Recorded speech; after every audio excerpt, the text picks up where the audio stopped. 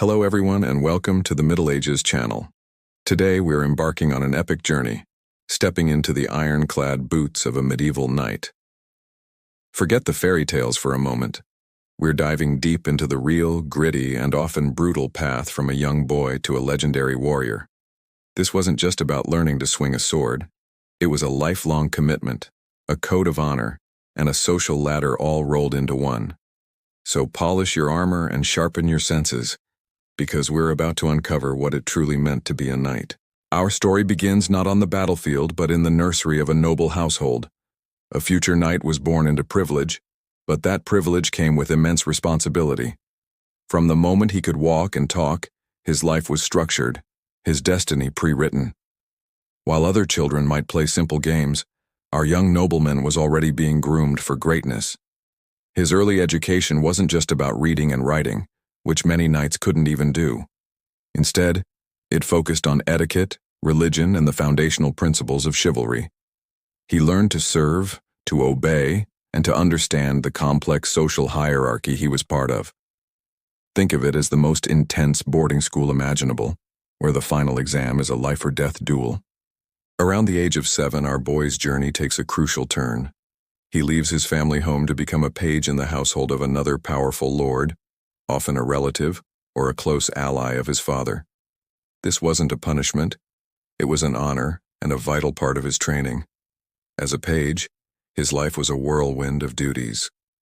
He would serve meals, run errands, and learn the intricate rules of courtly life. But most importantly, he was constantly surrounded by knights.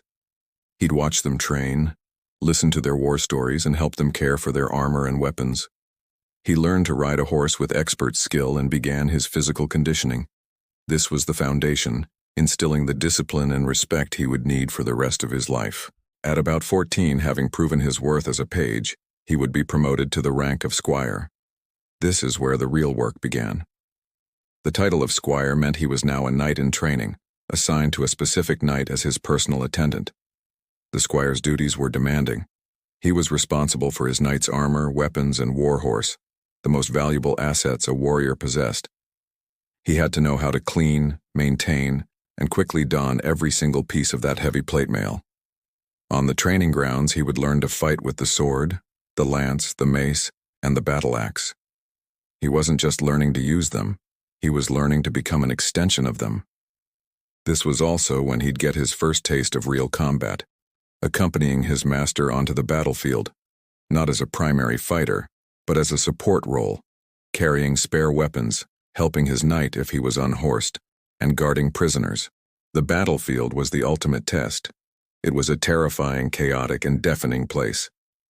The clash of steel, the screams of men, the thundering hooves of war horses, it was a sensory overload.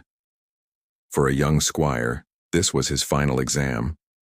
He had to prove he had courage under fire, that he could think strategically amidst the chaos, and that he could protect his master at all costs. Many squires perished in their first battles, their journey cut tragically short. But for those who survived, who showed exceptional bravery and skill, the ultimate prize was within reach: knighthood.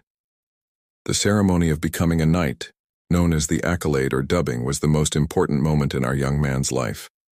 The night before, the squire would often hold a vigil in a chapel, praying and contemplating the solemn vows he was about to take.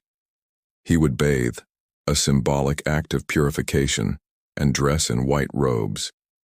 The ceremony itself could take place on a battlefield for an act of extreme valor, or more formally in a castle or court. The squire would kneel before his lord or king.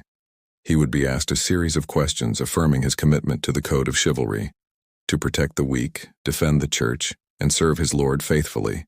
Then came the defining moment. The lord would tap the squire on the shoulders with the flat of a sword and utter the words, "Arise, Sir Knight."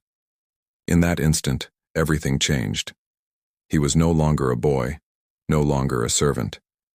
He was a member of a warrior elite, a protector of the realm, a symbol of power and prestige.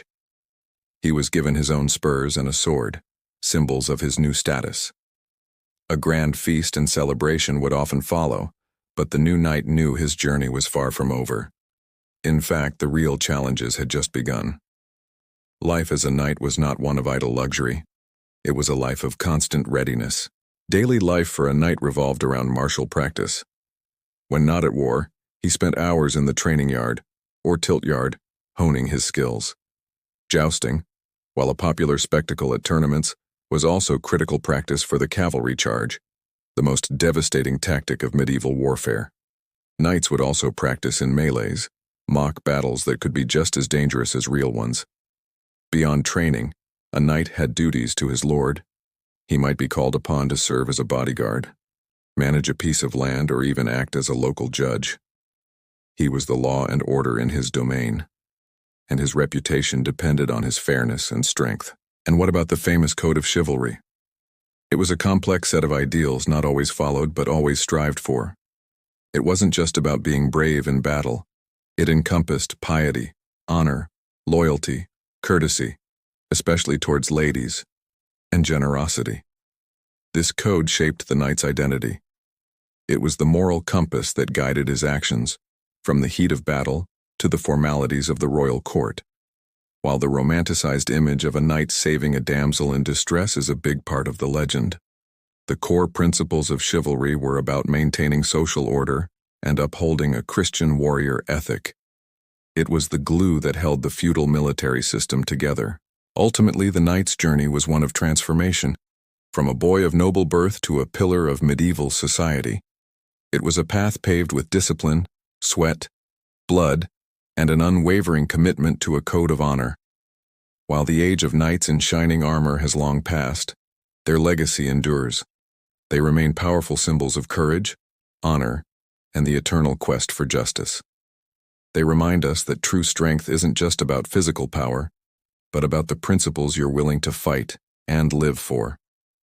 Thank you so much for joining us on this incredible journey through the life of a medieval knight. If you enjoyed this deep dive into history, please hit that like button and subscribe to the Middle Ages channel for more adventures into the past. Don't forget to ring the notification bell so you never miss an episode. Until next time, stay curious and keep exploring history.